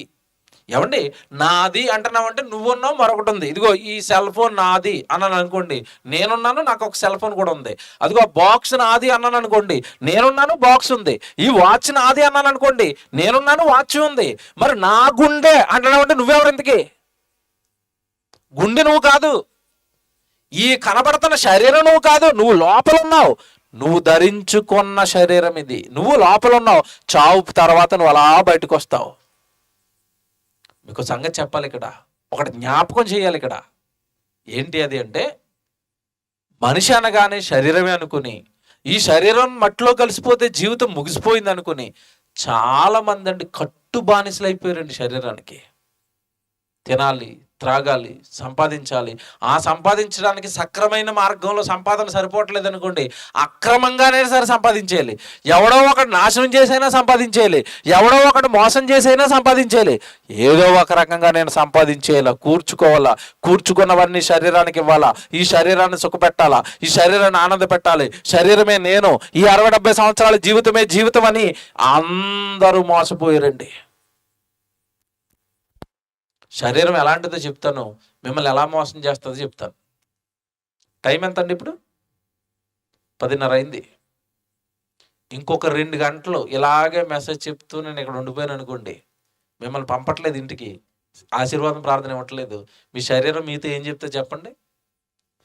ఏమి చెప్పదు. ఉత్తుత ఆశీర్వాదాలు బోల్డ్ తీసుకుని నెమ్మదిగా పద వెళ్ళిపో, నిద్ర వస్తుంది నాకు, అంతేనా? అంటే ఇప్పుడు మిమ్మల్ని లెగ్గొట్టుకుని మిమ్మల్ని ఇంటికి తీసుకెళ్ళిపోతున్నది ఆత్మ, శరీరం నాకు చెప్పండి. ఇప్పటికీ మీ శరీరం మీద ఏం చెప్తుందో తెలుసండి? ప్రార్థన 7 గంటలకు మొదలెట్టారు, 10:30 అయింది, కాళ్ళు లాగేస్తున్నాయి, త్వరగా వెళ్ళిపోతే ఇంటి దగ్గర నిద్రపోతాను. ఆల్రెడీ కొంతమంది మాకు తెలియకుండా నిద్రపోతారు.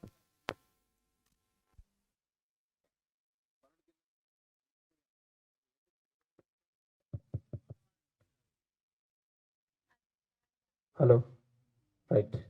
దేవుని పిల్లలారా, ముగిస్తాను. మన కాలం చాలా విలువైంది, మీరు చాలా కష్టపడి వచ్చి కూర్చొని ఉంటారు. కొన్ని విలువైనవి చెప్పి ముగించేస్తాను. దేవుడు ఈ శరీరాన్ని మనకు పెట్టిందండి, ఈ శరీరంతో ఆయన్ని మహింపరుస్తామని. కానీ ఈ శరీరం ఏం చేసిందంటే రంగురంగులు ఈ లోకాన్ని మనకు చూపించి తినడానికో, త్రాగడానికో, ఏవో ధరించుకోవడానికో, ఏవో కట్టుకోవడానికో, కూర్చుకోవడానికో నీ జీవితం అని చెప్పి లోపలున్న నిన్ను, ఆత్మైన నిన్ను తన సుఖాలు, తన సంతోషాలు తీర్చుకోవటం కోసం నీ జీవితకాలం మొత్తాన్ని వాడేసిన తర్వాత ఒకరోజు మరణం వస్తుంది. శరీరానికి ముసలం వృద్ధాప్యం వచ్చింది, దాని పని అయిపోయింది కనుక నువ్వు వెళ్ళిపోని నిన్ను బయటకు గెడుతుంది. అది మాత్రం హాయిగా వెళ్ళి శ్మశానంలో గోతిలో పడుకుని ఉంటుంది. బ్రతికుండగా నువ్వు లోపల ఉండగా, ఆత్మగా నువ్వు లోపల ఉండగా కింద పడుకోమంటే పడుకోదు. పడుకుంటుందా? ఏమడుగుతుంది? కింద పడుకోంటే ఏమడుగుతుంది? అబ్బాబ్బాబ్బే మరీ కింద పడుకోలేను, కనీసం చాప ఇవా అంటది. తొలినాళ్ళల్లో ఏవి లేనప్పుడు చాపేసి దిండేసి పడుకున్న తర్వాత కొద్ది రోజులకి అంటది, ఏం మరీ కింద పడుకోబెడతానో, కనీసం మంచం కూడా కొనవా అంటది. మంచం కొన్నారు. మంచం మీద పడుకున్న తర్వాత కొద్ది రోజులకి ఏముంటుందంటే, మంచం కొన్నావు కానీ వాళ్ళు చూడు చక్కగా పరుపు మీద ఎంత హాయిగా మెత్తగా పడుకుంటున్నారో, పరుపు కొనవా అంటది. పరుపు కొన్నారు. పరుపు కొన్న తర్వాత హాయిగా పరుపు మీద పడుకున్నాక అంటది, ఏం మరీ బొత్తుగా చిన్న ఫ్యాన్ ఇట్టో కొంచెం పెద్ద ఫ్యాన్ కొనొచ్చు కదా. ఫ్యాన్ కొన్నారు. ఫ్యాన్ కొన్న తర్వాత కొద్ది రోజులకి అంటది, ఎండాకాలంలో ఫ్యాన్ గాలి సరిపోవటం కొంచెం కూలర్ కొనవా అంటది. కూలర్ కొన్నారు. ఆ తర్వాత కొద్ది రోజులకి అంటది, కూలర్ వేస్తుంటే మొహం అంతా జిడ్డెక్కిపోతుంది, కొంచెం ఏసీ కొనవా. అంటే జీవితకాలం అంతా దేన్ని కోరికలు తీర్చడానికి సరిపోద్ది? దీని కోరికలు తీర్చడానికి కోరికలు తీర్చుకొని తీర్చుకొని తీర్చుకొని తీర్చుకొని వృద్ధాప్యం వచ్చింది, దాని పని అయిపోయింది. ఇక అంటే లోకంలో ఉన్నవి ఏమి తినలేదు. ఇక ఏమంటే ముసలోళ్ళకి పట్టుకెళ్ళి జాంకేస్తే తింటారా? తింటారా? బ్రతికుండగా ఏమంటే వయసులో ఉండగా తింటారు. వృద్ధాప్యానికి వచ్చిన తర్వాత దానికి ఏమీ అవసరం లేదు. ఇక తినలేదు, త్రాగలేదు, దేన్ని అనుభవించలేదు. అమ్మ రా షికారుకి వెళ్దాం బజార్లో కంటే వస్తుందా? నడవలేదు, రాలేదు, ఏమీ అనుభవించలేదు. కనుక ఒరే భూమి మీద బ్రతుకున్నంతకాలం నిన్ను శుభ్రంగా వాడేశాను, ఇప్పుడు కొంచెం సహకరించట్లేదు ఏమి వాడడానికి అని కొద్ది రోజులు అలా నిన్ను బాధ పెట్టి బాధ పెట్టి బాధ పెట్టి ఒకనొక రోజు గెట్ అవుట్ అంటది. ఎక్కడికి?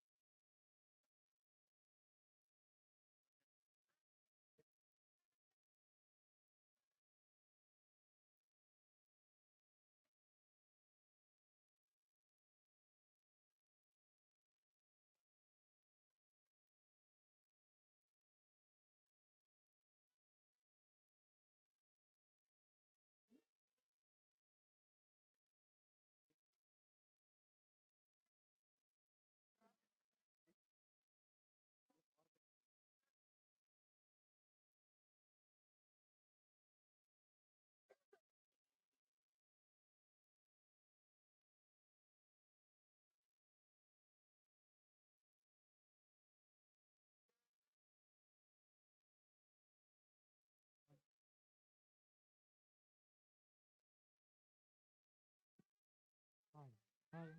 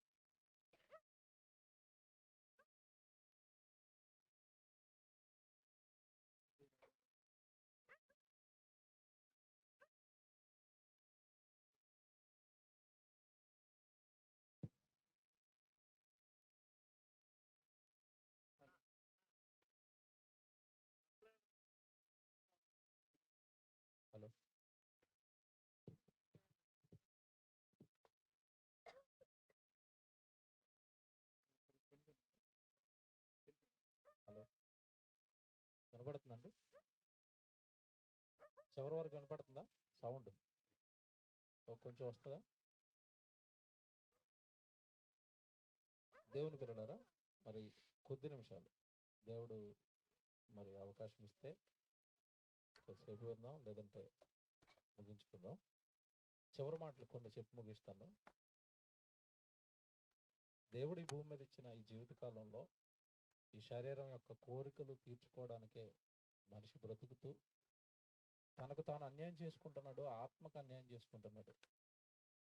యేసుక్రీస్తుల వారు మాట్లాడిన మాట ఒకసారి మీరు బైబిల్లో జ్ఞాపకం చేసుకుంటే, ఆత్మయే జీవింపజేయుచున్నది, శరీరం కేవలం నిష్ప్రయోజనం అయిపోయే శరీరం కొరకే తన 60-70 ఏళ్ల జీవితాన్ని ఖర్చు పెడుతూ మరణం తర్వాత ఉన్న ఒక మహాజ్ఞానం, మరణం తర్వాత ఉన్న ఒక మహాలోకాన్ని మనిషి పోగొట్టుకుంటున్నాడు అన్నది బైబిల్లో రాయబడిన వాస్తవం.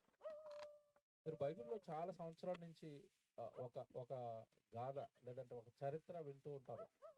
లోకాసు వార్తలో 16వ అధ్యాయంలో మీకు ధనవంతుడు లాజరు అనే ఇద్దరు కనబడతారు. మీకు తెలియదు కదా, వాళ్ళ చరిత్ర చాలాసార్లు చదువుంటారు మీరు. ఈ ధనవంతుడు లాజరు చరిత్ర మీరు చదివినప్పుడు ఇద్దరు కూడా భూమి మీద ఉన్నారట. ఒక అతను బాగా తిన్నాడట, సుఖించాడట, ఆనందపడ్డాడట, త్రాగాడట. అక్కడే పక్కనే లాజరు ఒక లేమిలో శరీరం అంతా కురుపులతో నిండిపోయిన ఒక దరిద్రపు జీవితాన్ని, దరిద్రుడుగా బ్రతుకుతూ తినడానికి కనీసం తిండి లేని జీవితాన్ని జీవిస్తాను ఇతను. ఇద్దరు ఒకే చోట ఉన్నారు. ఒక అతను పరిస్థితి బాగోలేదు భూమి మీద, మరొక అతను మాత్రం సుఖంగా తిన్నాడు, త్రాగాడు, ఆనందపడ్డాడు. 22వ వచనానికి వెళ్ళేసరికి ఒక మాట ఉంటుంది అక్కడ, లోకాసు వార్త 16:22లో, ఆ దరిద్రుడు చనిపోయి దేవదూతల చేత అబ్రహాము రొమ్మును ఆనుకున్నటకు కొనుక్కోబడిను. చూసారా, మరణం తర్వాత మరో లోకానికి వెళ్తున్నాడు. ఎంత బాగా రాశాడు చూడండి అక్కడ. ఆ దరిద్రుడు చనిపోయి దేవదూతల చేత కొనుక్కోబడిన, ఎక్కడికో వెళుతున్నాడట మనిషి మరణం తర్వాత. వాళ్ళిద్దరు శరీరాలు భూమి మీద ఉన్నాయండి. ఆ తర్వాత చూడండి అక్కడ వెంటనే ఉంటదంటే, ధనవంతుడు కూడా చనిపోయి పాతి పెట్టబడెను, అప్పుడు అతడు పాతాళములో బాధపడుచు. ఇక్కడ మీరు జాగ్రత్తగా ఆలోచిస్తానండి, ఒక అతడేమో నెమ్మది పొందే స్థలానికి వెళ్ళాడట, మరొక అతనేమో పాతాళంలో బాధపడే స్థలానికి వెళ్ళాడట. ఎవడు ఇద్దరి శవాలు భూమి మీద ఉన్నాయి చూడండి. ఇటు భయంకరమైన దరిద్రంలో బ్రతికిన ఎవడి దరిద్రుడి శరీరము, లాజరు గారి శరీరము భూమి మీదే ఉంది, ధనవంతుడి శరీరము భూమి మీదే ఉంది, ఆత్మలు మాత్రం మరో లోకానికి వెళ్ళిపోయాయి. ఈ లాజరును పట్టుకెళ్ళడానికి దేవదూతలు వచ్చాయట, ధనవంతుడు ఆత్మ మాత్రం డైరెక్ట్ గా నరకానికి వెళ్ళిపోయి పాతాళంలో కాలుతుందట, యాతన పడుతుందట, బాధపడుతుందట. అంటే ఇప్పుడు మనకి ఏమర్థం అవ్వాలి దీనిని బట్టి అంటే, జాగ్రత్తగా మీరు ఆలోచిస్తే, మరణం తర్వాత జీవితం ప్రారంభం అవుతుంది. ఇటు లాజరుకు ఒక జీవితం ప్రారంభమైంది మరణం తర్వాత. లాజరు జీవితం నెమ్మది పొందే స్థలానికి వెళ్ళింది, ధనవంతుడి జీవితం యాతన పొందే స్థలానికి వెళ్ళింది. ఇప్పుడు మనకి ఏమర్థమైంది బైబిలుని బట్టి జ్ఞానం అంటే, మరణము ముగింపు కాదు, మరో జీవితానికి ప్రారంభం, మరో జీవితానికి మార్గం, మరో లోకాన్ని నీకు చూపించేది మరణం. కనుక బైబిల్లో ఈ విషయాన్ని తెలుసుకున్న దావీదు గారు మరణం మార్గం అని అంటే, దీనికి మించి పౌలు గారు ఒక మాట అంటారు బైబిల్లో కొత్త నిబంధనలో. పౌలు గారు అన్న మాట చూస్తేనంటే నిజంగా ఆశ్చర్యం చేస్తుంది. ఫిలిప్పీ పత్రికలో అంటాడు, నా మట్టుకైతే బ్రతుకుట క్రీస్తే చావైతే లాభం. చావు ముగింపు అయితే చావు లాభం అని ఎందుకంటాడు ఆయన? బాగా ఆలోచించాలి మీరు. నా మట్టుకైతే బ్రతుకుట క్రీస్తే, చావైతే లాభమట. మరి చావు తర్వాత వచ్చే లాభం ఏంటి? బ్రతికినంత కాలం క్రీస్తు కోసం బ్రతికాను గనక, క్రీస్తును ప్రకటించాను గనక, క్రీస్తు కోసం చెప్పాను గనక, క్రీస్తు కోసం నా జీవితాన్ని పణంగా పెట్టాను గనక, క్రీస్తు కోసం నా దేహం అరిగిపోయింది గనక, క్రీస్తు కోసం దెబ్బలు తిన్నాను, క్రీస్తు కోసం ఉపవాసాలు ఉన్నాను, క్రీస్తును ప్రకటించడం కోసం ఎన్నో భయంకరమైన నిందలు వేసుకున్నాను, ఎన్నోసార్లు జైలు పాలైపోయాను, ఎన్నోసార్లు సముద్రంలో ప్రమాదాలలో చిక్కుకున్నాను. నేను భూమి మీద ఉండగా నా దేహాన్ని దాని ఇష్టం కోసం కాక ప్రభు కోసం నా దేహాన్ని వాడాను గనక మరణం తర్వాత నాకు లాభం ఉంది. మరణం తర్వాత మరొక జీవితం ఉంది. ఆ జీవితంలో లాభం పొందే లోకానికి నేను వెళ్ళిపోతాను అన్నాడు. అంత బాగున్నాయండి దేవుడి మాటలు. మరి ఈ మాటలు లోకానికి అర్థమయ్యాయా? ఇస్కరియోతు యూదా గురించి బైబిల్లో రాయబడిన ఒక మాట ఉంటుందండి. అపోస్తుల కార్యాలు 1వ అధ్యాయం 25వ వచనంలో, ఎవడు యేసుక్రీస్తుల వారు వెనకున్న శిష్యులలో ఒక శిష్యుడిగా తయారయ్యి జాయిన్ అయ్యాడు. యేసు ప్రభు దగ్గర వాక్యం నేర్చుకున్నాడు. యేసు ప్రభు నిత్య జీవానికి ఇచ్చే మాటలు ఎన్నో విన్నాడండి. మారాలి, ఆత్మ కోసం బ్రతకాలి, చచ్చిపోయిన తర్వాత జీవితం ఉందని యేసు ఎన్నో మాటలు చెబితే ఆ మాటలన్నీ విని కూడానండి ఇస్కరియోతు యూదా జీవితం మీరు ఆలోచిస్తానండి, 30 వెండి నాణాలకు యేసుక్రీస్తుల వారిని అమ్మేసి తన జీవితాన్ని నాశనం చేసుకున్న తర్వాత అపోస్తల కార్యాలు 1వ అధ్యాయం 25వ వచనంలో ఆయన గురించి ఒక మాట రాయబడుతుంది అక్కడ. తన చోటికి పోవుటకు యోధా తప్పిపోయాడు అని అంటచ్చండి బైబిల్లో. తన చోటికి మరణం తర్వాత ఒక చోటికి వెళ్ళాలట. భూమి మీద చేసిన పాపం వలన ఆ చోటికి వెళ్ళకుండా తప్పిపోయాడట. అంటే బైబిల్ అంతా మనకి ఏం చెబుతుందంటే చావు తర్వాత జీవితం, చావు తర్వాత జీవితం, చావు తర్వాత జీవితం. ఏమండి ఈరోజు మీకు మాట్లాడుతాను, జాగ్రత్తగా వినండి. పదే మీకు చావు మరణం అనగానే ఈ మాట చాలా మందికి ఇష్టం ఉండదండి, అంతేనా? అసలు చాలా మంది ఆ చావు మరణ వార్తలు వినడానికే ఇష్టపడరు. విచిత్రం ఏంటంటే వినడానికే ఇష్టపడరు, కానీ అది ఏదో ఒక రోజు మన దగ్గరకు వస్తుంది. ఇప్పుడు వచ్చే దాని గురించే కదా మనం మాట్లాడుతున్నాం. మీరు బైబిల్ అంతా బాగా కాస్త పరిశీలన చేస్తేనండి, మత్తయి సువార్త, మార్కు సువార్త, లూకా సువార్త, యోహాను సువార్త, ఈ 4 సువార్తల్లో యేసుప్రభు మాటలు ఉంటాయి కదా. ఎవడు యేసుప్రభు ఒక్కరోజైనా జన్మదినం గురించి మాట్లాడా? యేసుప్రభు ఒక్కరోజైనా జన్మ గురించి మాట్లాడా? చావు గురించి మాట్లాడా? యేసుప్రభు మాటలన్నీ మీరు పరిశీలిస్తే ఏం కనపడతాయి తెలుసండి? మరణం. నేను యెరూషలేముకి వెళతాను, యెరూషలేములో నన్ను హింసిస్తారు, నిందిస్తారు, నన్ను చంపేస్తారు, సమాధి చేస్తారు, నేను తిరిగి మరలా లేస్తాను. అంటే యేసు బ్రతుకున్నంత కాలం మాట్లాడింది మరణం కోసమే. ఎందుకు మాట్లాడాడంటే అదే ముఖ్యం. మీరు తర్వాత చదువుకోండి, చీకటి కనుక అవన్నీ చూపించలేకపోతున్నాను. ప్రసంగి గ్రంథం 7వ అధ్యాయం 1వ వచనం చదివితే ఒకని జన్మదినము కంటే ఒక మరణ దినమే మేలు అంటాడు. జన్మదినము కంటే మరణ దినమే మేలు. ఎందుకంటే మరణ దినం రోజు నీకేం జరుగుతుందంటే నిన్ను పుట్టించిన నీ దేవుడి దగ్గరికి వెళతావు మరణ దినం రోజే. జన్మ అనగానే నీ దేవుడి దగ్గర నుంచి ఈ లోకానికి వచ్చావు. మరణం అనగానే ఈ లోకాన్ని విడిచి నిన్ను పుట్టించిన నీ తండ్రి దగ్గరికి, నీ దేవుడి దగ్గరికి నువ్వు వెళతావు. కనుక అక్కడ అంటాడు ఒకని జన్మదినము కంటే మరణ దినమే మేలు. చూసారా? ఆ మేలుకరమైన మరణం గురించి మాట్లాడుతుంటే చాలా మందికి ఇష్టం ఉండదు. విచిత్రం ఏంటంటేనండి, దేవుడు నిన్ను ఆశీర్వదిస్తాడు అన్న ప్రసంగాలు మొదలెడితే సభలో అందరూ ఉంటారండి. ఈ చావు గురించి టైటిల్ వేసి ప్రసంగం కాస్త చేయగానే చివరున్న వాళ్ళు చాలా మంది వెళ్ళిపోతూ ఉంటారు.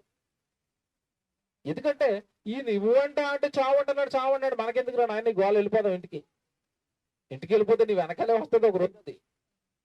వినకుండా ఇక్కడ తప్పించుకున్నావు, కానీ దాని నుండి తప్పించుకోలేవు. వినకుండా ఇక్కడి నుంచి వెళ్ళిపోవచ్చు, కానీ అది నిన్ను విడిచిపెట్టదు, నీ వెనకాల వస్తుంది. అది వచ్చేలోపు దాని గురించిన జాగ్రత్త, దాని గురించిన విషయాలు అన్ని నువ్వు నేర్చుకుని ఉండాలి. నాకు రాదు అన్న వాళ్ళు వెళ్ళిపోండి, వస్తుంది అన్న వాళ్ళు కూర్చొని వినండి. నాకు రాదండి చావు, నాకు లేదు అనుకున్న వాళ్ళు వెళ్ళిపోవచ్చు, కానీ చావు నాకు వస్తుంది అన్న వాళ్ళు మాత్రం ఈ విషయాలన్నీ జాగ్రత్తగా ఆలోచించాలి. ధనవంతుడు భూమి మీద చేసిన నేరం ఏంటి? ఏమంటే అక్కడ భూమి అతనితో పాటే పక్కనే ఉన్న లాజరు చేసింది ఏంటి అని మీరు ఆలోచిస్తేనండి, దారిద్ర్యంలో కూడా తన ఆరోగ్యం బాగోకపోయినా లాజరు దేవుని నమ్మి బ్రతికాడు భూమి మీద. ధనవంతుడు అన్నీ ఉన్నాయి, సుఖపడ్డాడు, సంతోషించాడు, ఆనందించాడు, చనిపోయాడు, నిత్యాగ్ని దండనకు వెళ్ళిపోయాడు. దేవుని పిల్లడారా, శరీరం 60-70 సంవత్సరాల తర్వాత మట్టిలో కలుస్తుంది. నీ ముగింపు అనుకున్నావు, అదే ముగింపు అనుకున్నావు. కాదు, అది నీ శరీరానికి ముగింపు అవ్వచ్చు గాక, నీ ఆత్మ సంగతి ఏంటి? నువ్వు ఎక్కడికి వెళతావు? ఎలా బ్రతికితే ఏ లోకానికి వెళతావో చక్కగా బైబిల్లో రాయించినప్పుడు, ఒక ధనవంతుడి జీవితాన్ని, ఒక లాజరు జీవితాన్ని నీ కళ్ళ ముందు పెట్టి నువ్వు ఎలా బ్రతుకుతున్నావు అని ప్రశ్నించినప్పుడు, ఒక ఇస్కరియోతు యోధ జీవితాన్ని నీ కళ్ళ ముందు పెట్టి వాడు తప్పిపోయాడో నీతో చెబుతున్నప్పుడు, నువ్వేమైనా తప్పిపోతావా పరలోకం వెళ్ళడానికి? నువ్వేమైనా తప్పిపోతావా నిత్యజీవం వెళ్ళడానికి? ఒకవేళ నాకు మరణం వస్తే నేను వెళ్ళబోయే ఆ మహాలోకానికి దేవుడు నన్ను చేర్చుకుంటాడా? చేర్చుకునేంత భక్తిలో ఈ రోజు నా జీవితం ఉందా? మీరు ఆలోచించుకోవాలి. అందుకే మరణం గురించి నేర్చుకోవాలి. దేవుని పిల్లలారా, చివరిగా ఒక మాట చెప్పి ముగిస్తాను, ఎందుకంటే చీకటి అయిపోయింది. చివరిగా ఒక మాట చెప్పి ముగిస్తానండి. మీరు ఈరోజు రాత్రి, దేవుడి స్తోత్రం, ఈ మాట కరెంట్ వచ్చిందంటే,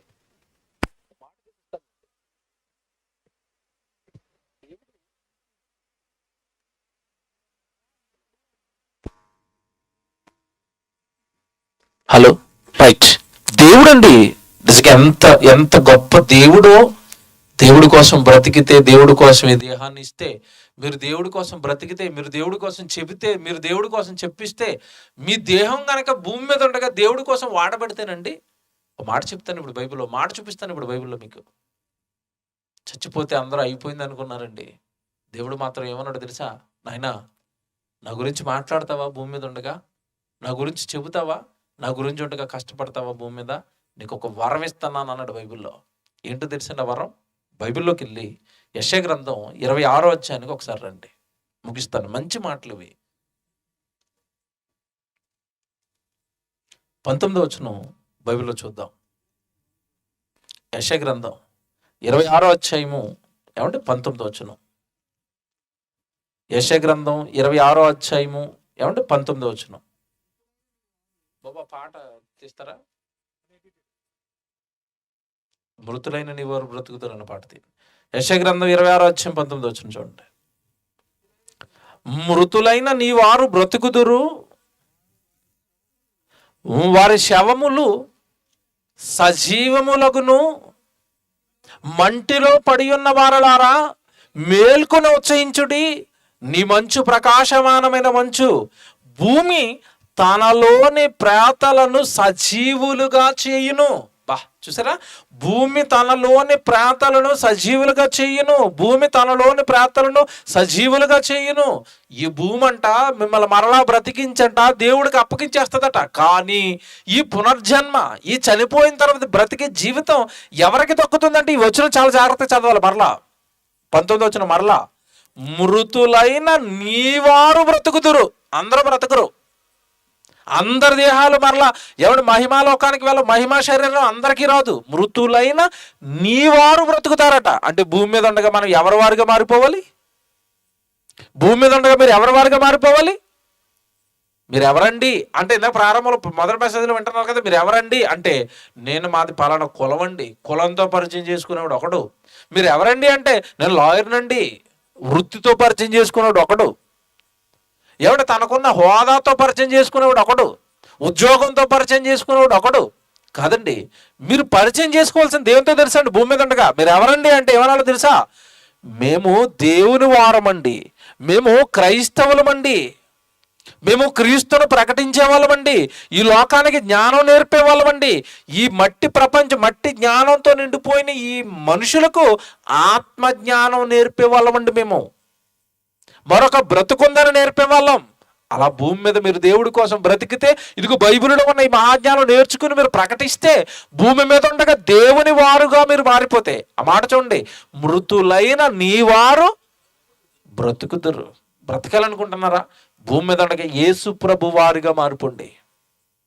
స్టెఫన్ అంటున్నాడండి చచ్చిపోయే ముందు, బాగా ప్రసంగం చేశాడు, మంచి ప్రసంగం చేశాడు. ఆ ప్రసంగం నచ్చకండి ఆ రోజు రాళ్లతో కొట్టి చంపేస్తున్నారు స్టెఫన్. అపోస్తల కార్యాలు 7వ అధ్యాయంలో రాళ్ళు వచ్చి మీద పడిపోతుంటే, ఆ రాళ్ళు దెబ్బలు తింటూ కూడా ప్రసంగం చేస్తూ చివరిలో ఏమన్నాడు తెలుసండి స్టెఫను? యేసు ప్రభువా, 60 వచనం, అపోస్తల కార్యాలు 7వ అధ్యాయం 60 వచనం, అతడు మోకాళ్ళుని, ప్రభువా వారి మీద ఈ పాపము మాపకము, గొప్ప శబ్దముతో పలికెను. ఈ మాట పలికి నిద్రించెను. ఏమండి, బైబిలులో స్టెఫను చచ్చిపోతూ ప్రభువా నా ఆత్మను చేర్చుకో, నా ఆత్మను చేర్చుకో, నా ఆత్మను చేర్చుకో, చనిపోయిన తర్వాత బ్రతుకుందని భక్తులందరికీ అర్థమైందండి. భక్తులందరికీ అర్థమైంది. మనకు అర్థమైతే మన బ్రతుకు బాగుంటుంది. మనకు అర్థమైతేనండి ఈ లోకంలో ఆశలు ఉండవండి, డబ్బుల మీద, ఉద్యోగాల మీద, సంపదల మీద, ఎవడు మనుషులతో వివాదాలు, మనుషులతో గొడవలు, ఎవడు నేను వెళ్ళిపోతాను అతను వెళ్ళిపోతాడు కదా, అతనితో నాకెందుకండి గొడవలు, నాకెందుకండి కోపం, నేను వెళ్ళిపోతాను కదా, నేను ఉండని లోకం పైన నాకెందుకు మమకారం అని రాబోయే లోకం గురించి ఆలోచించాలి. లేదా నీ బ్రతుకు అన్యాయం అయిపోతుంది ఈ లోకంలో.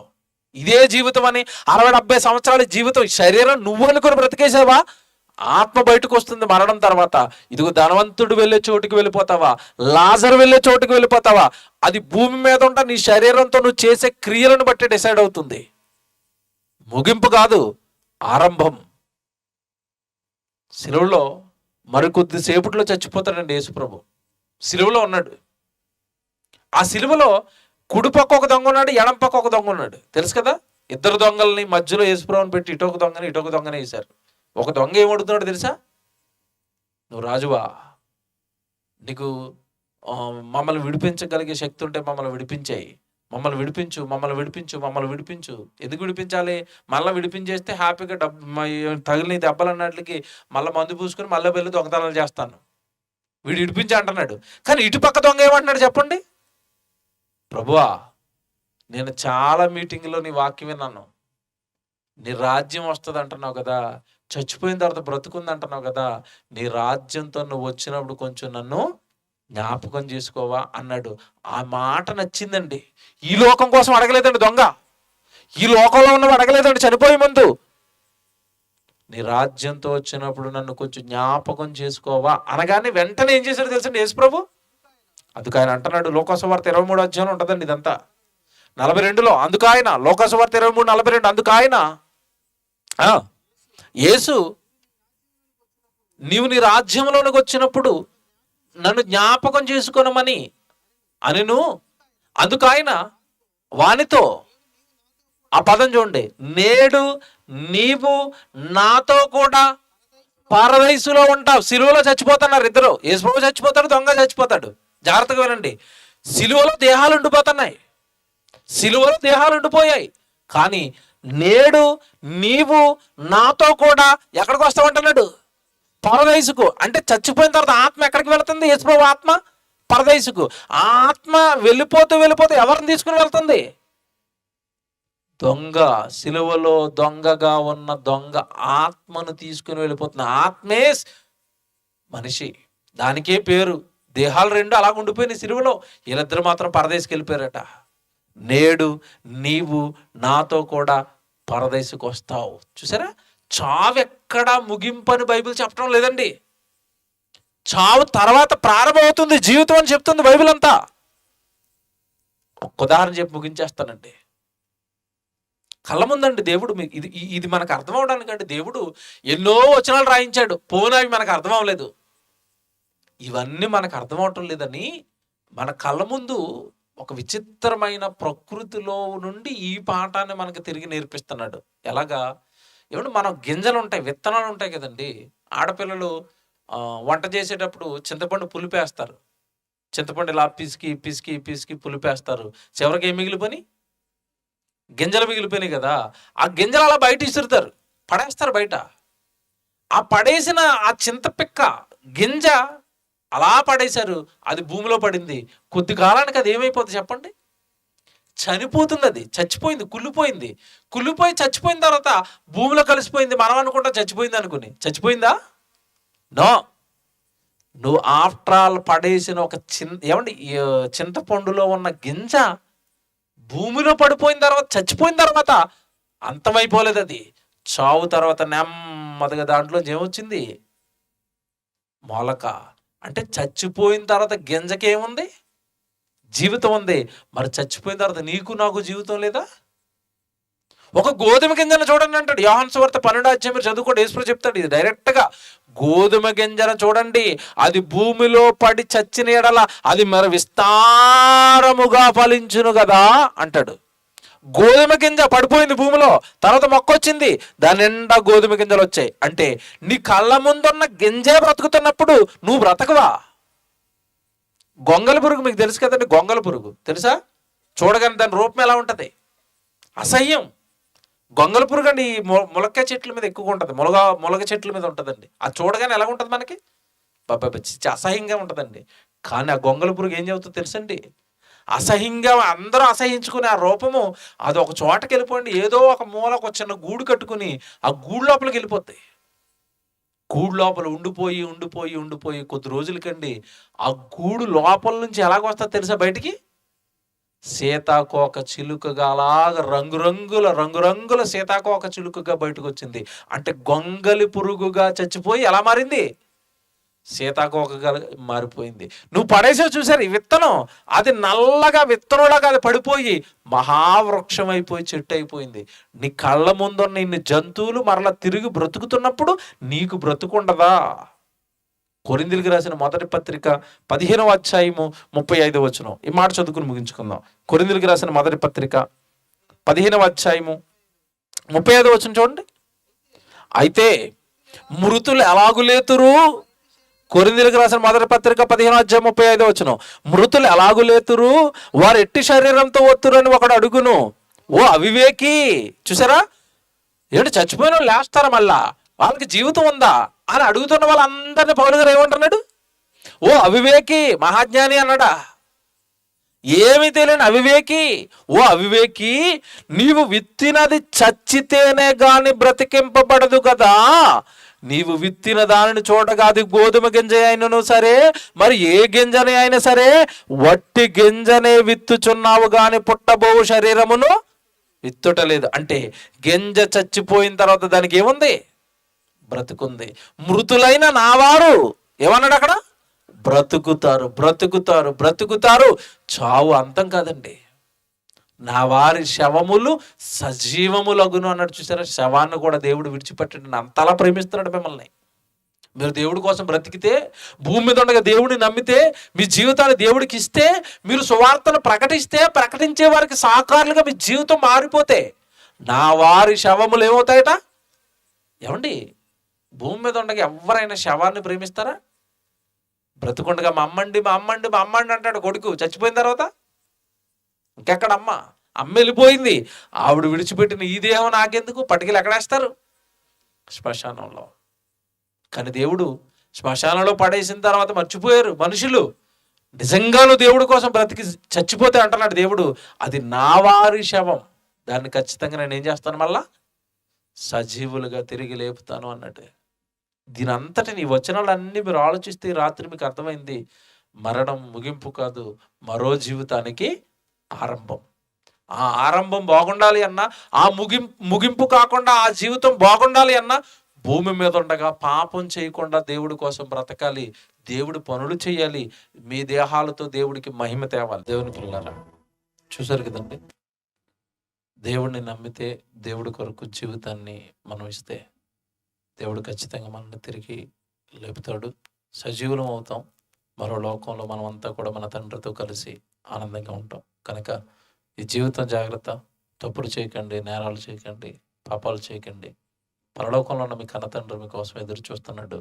ఈ లోకం లేదా ఈ శరీరం మాయలో పడి ఆత్మకు మిమ్మల్ని అన్యాయం చేసుకోకుండా, ఆత్మకు మరో జీవితం ఉందని నమ్మి బ్రతకడానికి సిద్ధపడండి.